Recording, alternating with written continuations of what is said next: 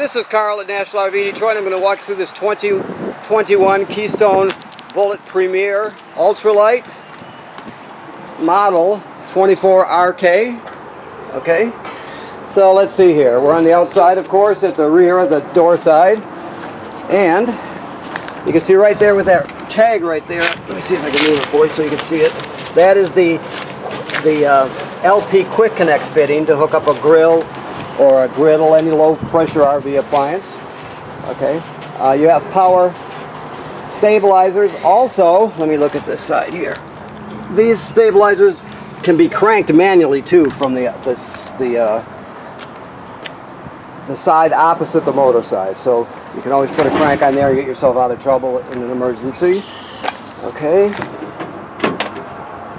Okay, so this is your water heater. Works on both gas and electric. The switches are inside. I'll show them to you when we get there. I just want to show you, this is the drain plug right here. You can just pull that out and drain it. And in the winter, or even if you're not camping for a while, some people like to drain it so they don't get that stagnant, stale water in there. Okay. So you have your stairs. You can adjust the length of the legs just by pulling this pin. There's one on each side. Just pull it and adjust accordingly. You got a power awning, outside speakers. Now this slide out is called, with the cables on it, is called an AccuSlide. Just so you know that that's the type of slide you have. Alrighty. Huge base pass-through storage. This is your dump hose there. Okay. So with this power tongue jack here, lipper jack, you can pull this plug, and with a 3/4 inch socket and a ratchet or on a drill, you can operate this manually if you have to, just to get yourself out of trouble. Okay. Let's see what else we have here. Okay, so you have a deep cycle marine battery, 2 LP tanks with an automatic changeover regulator. These are your flush valves here. You can see you got your gray tank and you got your black tank valve. The gray tank is sink and shower water. The black tank is toilet water and waste. So always dump the black first, then dump the gray, because the gray will help wash out the hose. It's not as dirty as the black water is, obviously. And then let's come back to the back here and look.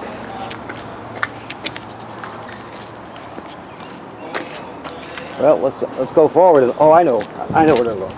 I think I should already know this by now. What do you think? Let me see if I can get this open with one hand. This has a... I'm going to turn the camera here. Okay. This has a water station here, so there we go. So I mentioned that after you dump the black tank, you can leave the valve open. You can hook the hose from the dump station to this one right here. Turn it on, and that's the black tank flush. It'll hose out the tank, spray it out, clean off the sensors, that sort of thing. Okay. These are your landing gear switches here. One switch operates both front, and the other switch operates both rear. And like I told you, you also can crank it manually if you have to get yourself out of an emergency. Alright, so you have your city water hookup is right here. This is the most common way to get water to the trailer. If you happen to be going to a campground that does not have plumbing on the campsites, you can pre-fill your fresh water tank right here and use the onboard pump to pump the water. Okay, but it will work just like you have plumbing if you're using water out of your tank. All right. That's the crank right there, just so you know. That'll also crank your tongue jack if need be too. That's a 3/4 inch crank. Okay. All right, so outside shower. This is your power cord. It's 30 amp and 30 feet long. And we give you a reducer to reduce it down to 15/20 amps. Okay, this housing tells us this is pre-wired for a backup camera. So we do sell them here if you're interested. Either way, it takes a Furrion camera that fits in that housing. Just keep that in mind. Okay, the roof. Now you can walk on the roof, no problem. And so manufacturers generally state every 90 days you should inspect your roof. So you want to go up there in the spring, middle of summer, in the fall, or have somebody else go up there for you. And just look at the sealant. Make sure there's no cracking or separation. Look at the roofing attachments. Make sure they're not damaged by low branches or anything like that. Just give it a good look over. If you see anything, get it taken care of immediately. That's a very important thing to do, is inspect your roof and seals. Okay. This is just in case you want to put a TV outside. It even has a backer for a mounting bracket if you wanted to put it there.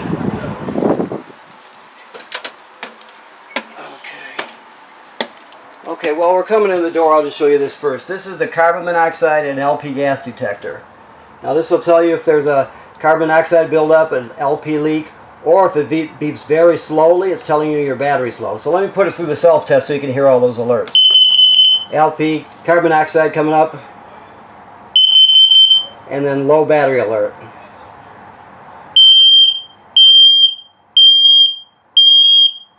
Okay, and then back to green. It should always be green. If it goes off, obviously you take everybody outside, leave the door open, shut the gas off at the front and figure out what's going on. Alright, this is your control panel here. So, this is for your power awning, extended retracted here. Never leave it out unattended. Your slide rooms here. 1 and 2. Remember I told you they're AccuSlides. For your water heater to light it on gas is here. Light it on electric is there. Make sure there's water in the tank before you turn that on. You do that by if you've got your city water hooked up, let's say, you can just go turn on your your hot water faucet, and if air comes out, well, it means there's air in the tank. Eventually it'll start to fill, and then you get a mixture of air and water spitting out, and then eventually solid water. Well, when you get solid water from it, then you know it's full. Lights here. Check your battery. Fresh water tank, black tank 1, gray tank 1, so on and so forth. Now, as these fill up, it graduates up in 1/3 increments as it goes. So when you get past 2/3, you got to start thinking about dumping your gray and black tank, of course.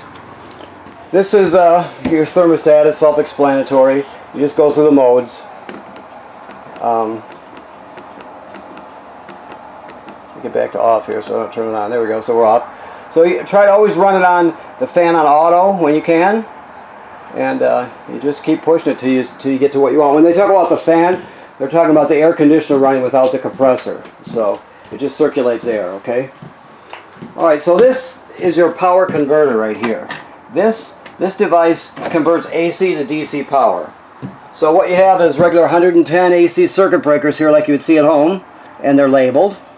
Then the power is converted to 12 volt DC over here. You got 12 volt fuses, and they're all labeled.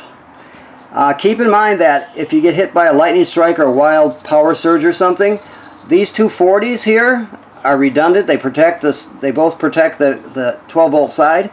That's the first place you'll look if you lose 12 volts. One or both of these. So keep that in mind that they're there. Obviously, if these ones blow here, they'll actually light up, and you can see them through the tinted plastic here. Also, when you're plugged in, it's kind of smart in the sense that it'll sense how much energy your battery needs, and if it's low, it'll send 10 amps or whatever. If it's charged, it'll just trickle a couple up there, so it'll just send it what it needs to keep your battery charged. And of course, all the 12 volts appliances and lights and everything run off this when you're plugged in. Okay. TV set with a sound and disc player. There's the remote for that, and there's your TV remote there. So basically this will play CDs and DVDs. You can stream off the USB port. You have a Bluetooth, so you can stream wirelessly with your phone or tablet. You have 2 speaker zones, 1 and 2.